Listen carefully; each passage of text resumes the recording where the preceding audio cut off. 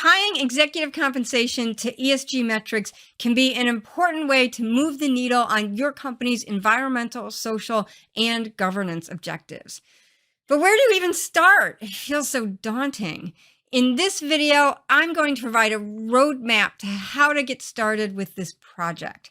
Everything I talk about in this video, I learned from the NASPP webinar, ESG Metrics in a New Era of Pay for Performance. Let's get started. The first stop on our roadmap is the G in ESG.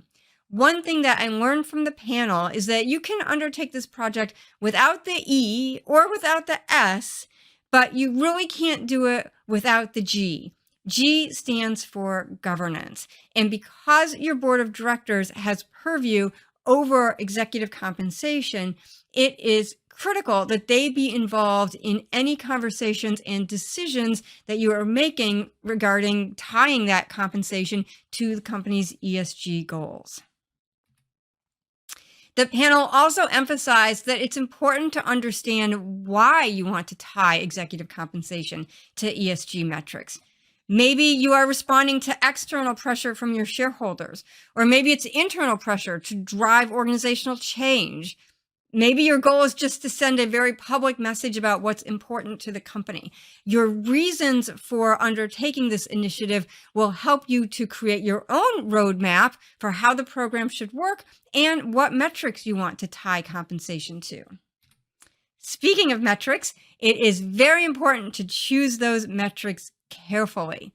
You want metrics that are objective and measurable.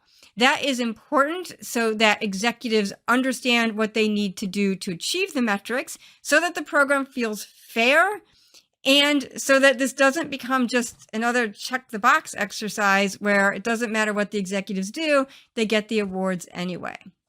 Of course, you want metrics that are going to support your long-term business strategy. That probably goes without saying.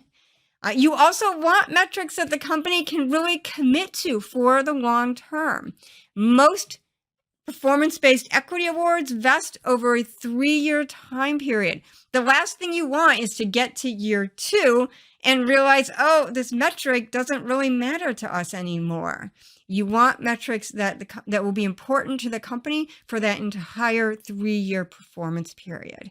And then, as with anything compensation related, you want metrics that aren't overly complicated.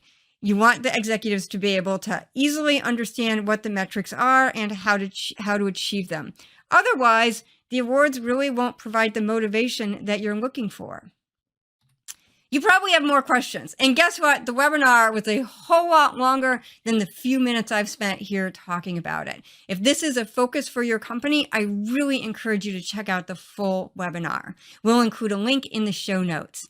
If you enjoyed my video today, please subscribe to our YouTube channel. That really helps us out, and you're notified when we post new videos. Win-win. Thanks for watching.